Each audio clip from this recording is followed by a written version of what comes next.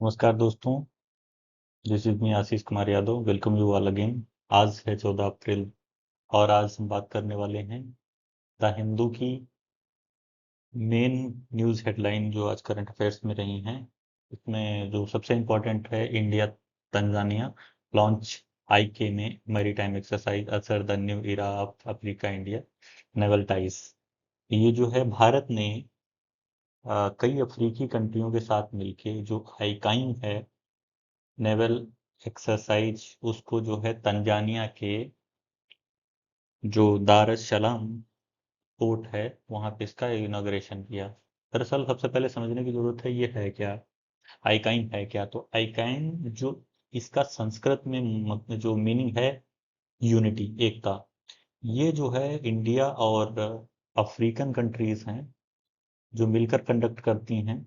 उनमें जो सबसे इम्पोर्टेंट रहता है कि ये रीजनल मैरीटाइम चैलेंज जो होते हैं, चाहे वो पायरेट्स के हों या ऑपरेबिलिटी को लेकर जो बहुत सारी दिक्कतें आती हैं, उन पर ये सभी मिलकर कंबाइंड रूप से कोलैबोरेटिव सॉल्यूशन को फाइंड आउट करने की कोशिश करेंगे। तो जो आईकाइम है इसमें पार्टिसिपेट मेनली तो ये जो है तंजानिया के दार एल सलाम पोर्ट में हो रहा है। और इसका उद्घाटन जो है 13 अप्रैल को किया गया। 6 दिनों तक चलने वाला ये एक्सरसाइज है जो 13 से 18 अप्रैल तक चलने वाला है।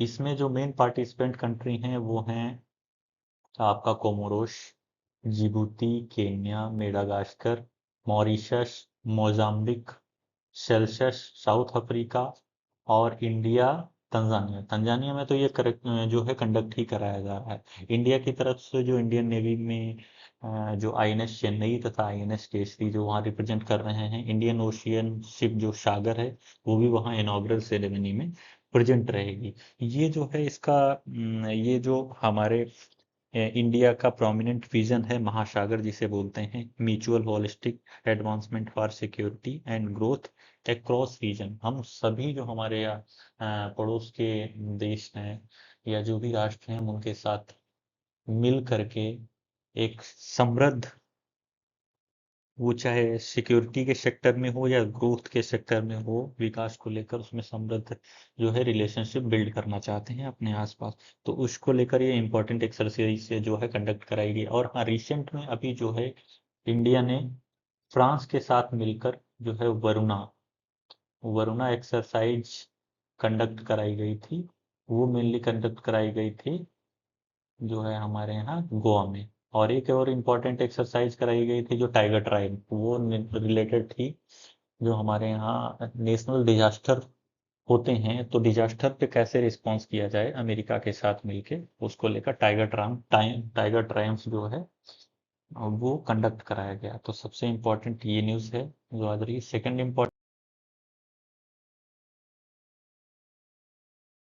न्यूज़ जो है वो रही है वाजा। सबसे पहले तो ये आप समझ लीजिए वाजा क्या है। वर्ल्ड एसोसिएशन ऑफ जू एंड एक्वेरियम।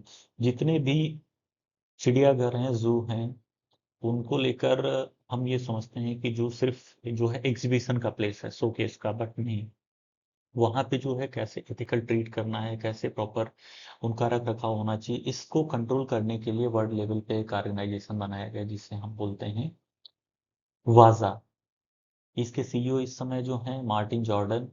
ये जो फाउंड किया गया था सबसे पहले इसको स्विट्जर के बेसेल में 1935 में। राइट नाउ अभी जो इसका हेडक्वार्टर है वो बार्सिलोना स्पेन में है। जू को लेकर इंडिया में क्या है, इंडिया में जो जू को मैनेज करती है वो है सेंट्रल जू अथॉरिटी इंडिया में।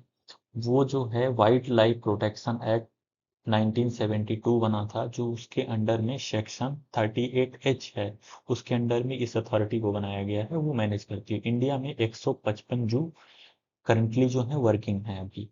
अगर जू के हिसाब से देखा जाए तो सबसे ज़्यादा जो इंडिया में जू पाए जाते हैं या इस्टेब्लिश किए गए हैं वो है कर्नाटक स्टेट, उसके बाद में आता है वेस्ट बंगाल, और सबसे लास्ट में जो नंबर आता है वो आता है सबसे थर्ड नंबर पे, सॉरी, यूपी की अगर बात करें तो उसमें 8 आते हैं। ठीक है, तो जू में कैसे एथिकल जैसे ट्रीटमेंट किया जाता है, कैसे ट्रेन किया जाता है, कैसे उनका खान पीन केयर, ये सारी चीज़ें जो है टेक केयर, इन सारी चीज़ों का किया जाता है। नेक्स्ट आर्टिकल जो है वो हमारे डिफेंस को लेकर क्योंकि इंडिया डिफेंस के सेक्टर में बहुत ही जो डोमिनेंट तरीके से ग्रो कर रहा है, क्योंकि हमारा मार्केट ही आने वाले टाइम में डिफेंस सेक्टर में हम प्रोमिनेंट एक मैन्युफैक्चरर बन के उभरेंगे। उसी में अभी रिसेंट में क्या हुआ कि पाकिस्तान की तरफ से जो है चाइनीज में मेड ड्रोन जो है इंडिया में एंट्री कराया गया, तो उसको इसी सिस्टम के द्वारा लेज़र टेक्निक्स जो यूज करी जाती हैं, तो उसी के द्वारा उसको क्या किया गया, डिसेबल किया गया। इंडिया में अभी एक नया वेपन जो है जिसको बोलते हैं MK2A, ये जो होता है लेजर डायरेक्टेड एनर्जी वेपन होता है। ये क्या करता है कि सबसे पहले इसमें से रडार के द्वारा जो है, ये सिस्टम है, रडार के द्वारा इसमें से लाइट निकलती है, और वो जो है फॉरेन मटेरियल, चाहे वो कोई ड्रोन हो या कोई भी इस तरीके का इलेक्ट्रिक गैजेट वाला जो इक्विपमेंट्स हो फ्लाई कर रहा हो, तो उसमें वो उसको आइडेंटिफाई करके क्या है उसके सर्विलांस सेंसर और एंटीने को इनको डिस्ट्रक्ट कर देता है, डिस्ट्रॉय कर देता है। इसका जो है अभी इंडिया में इसका सफल परीक्षण किया गया है। एडवांस जनरेशन का है, नेशनल ओपन एयर रेंज जो कुर्नूल आंध्र प्रदेश में है, उसमें वहाँ पे किया गया। और हम ये समझ लें लेजर है क्या।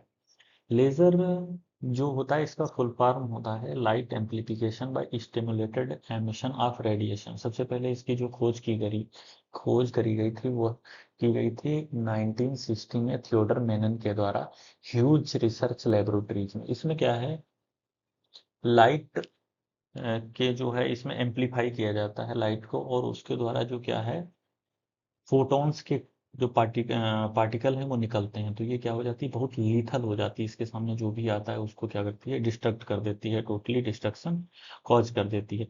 ये बेनिफिशियल है कंपैरिजन में। अगर हम बात करें जो भी आर्म एमुनेशन होता है उनके कंपैरिजन में बहुत चीप, मतलब ऑपरेशन की कॉस्ट इसकी बहुत लो आती है, बहुत लोअर डैमेज होता है, और ये बहुत इफिशिएंट तरीके से कॉज करती है। इसमें क्या होता है कि इसका जो वर्क होता है इनबिल्ट इलेक्ट्रो ऑप्टिक सिस्टम होता है जो कि इसी में लगा होता है। ये पार्टिकुलर टारगेट को आइडेंटिफाई करता है और फिर उस पर क्या होता है इंटेंस लेजर बीम को फोकस करता है, जो कि टारगेट को पूरा कट कर देती है, जो टारगेट को कट आउट करने का काम करती है। और उससे ये हमारे यहाँ और लेजर बीम टेक्नोलॉजी पर आधारित एक और जो है उसको माना जाता है कि वो काली काली 5000 जो है लेजर बीम टेक्निक पे ही आधारित एक जो है क्या है इक्विपमेंट्स है, जिसको हम लोग यूज करते हैं। इंडिया ने उसको डेवलप कर लिया है ऐसा माना जाता है। अनदर जो नेक्स्ट इम्पोर्टेंट आर्टिकल है, अगर हम बात करें कि अभी जो 2023 में जो ओलंपिक गेम कराए गए थे वो कंडक्ट कराए गए थे फ्रांस के द्वारा। तो फ्रांस ने जिस तरीके से सक्सेसफुल तरीके से कंडक्ट कराया था, उसमें सक्सेसफुल मीन्स ये है कि उसने जो कंडक्ट कराया था, तो उसके पूरे कंडक्ट कराने के प्रोसेस में जो कार्बन का इमिशन हुआ था, कार्बन फुटप्रिंट जो गेम के ड्यूरिंग हुआ था, वो लगभग 54.6% कम हुआ था कंपेयर टू जो लंदन में ओलंपिक हुआ था 2012 और रियो में जो हुआ था 2016 में। तो अगर इन चीज़ों को देखा जाए कि इंडिया ने ये फ्रांस ने कैसे सक्सेसफुली मैनेज किया, और कैसे इन जैसे इस जो ओलंपिक हुआ था वहाँ मेल फीमेल की पार्टिसिपेशन इक्वल रही, तो उसी को देखते हुए, क्योंकि इंडिया की जो ओलंपिक ड्रीम है कि इंडिया 2000 जो है 36 में ओलंपिक को इंडिया होस्ट करे, तो उसी को लेकर इंडिया जो है इंडिया की यूथ मिनिस्ट्री भी उसने क्या किया है कि विजिट किया है फ्रांस को। और भी जो कई तरीके से हम फ्रांस की हेल्प ले रहे हैं कि कैसे फ्रांस ने सक्सेसफुली मैनेज किया और कैसे हम कर सकते हैं। और एक इम्पॉर्टेंट चीज़, जो आने वाला आगामी ओलंपिक है 2027 का, वो यूएसए के लॉस एंजल्स में कंडक्ट कराया जाने वाला है। और अगर बात करें इकोनॉमिक पॉइंट ऑफ व्यू से, तो जो फ्रांस में कंडक्ट कराया गया था ये ओलंपिक, इसमें $75 बिलियन का जो है अप्रोक्सीमेटली टोटल जो है आउटकम इनकम हुई थी। $75 बिलियन का जो है रेवेन्यू जनरेट हुआ था, जो कि लगभग इंडियन रुपए में अगर बात करें तो 6.7 लाख करोड़ रुपए के अप्रॉक्स होता है। जो कि अगर हम कंपेरिजन करें कि ऑल ओवर जो एरोस्पेस इंडस्ट्री है लगभग $65 बिलियन की, उससे भी ज़्यादा है। हाँ, और अगर कि कम से कम 1,28,000 कंपनी के ऑल साइज को मिला लिया जाए तब भी ये उससे ज़्यादा हो रहा है।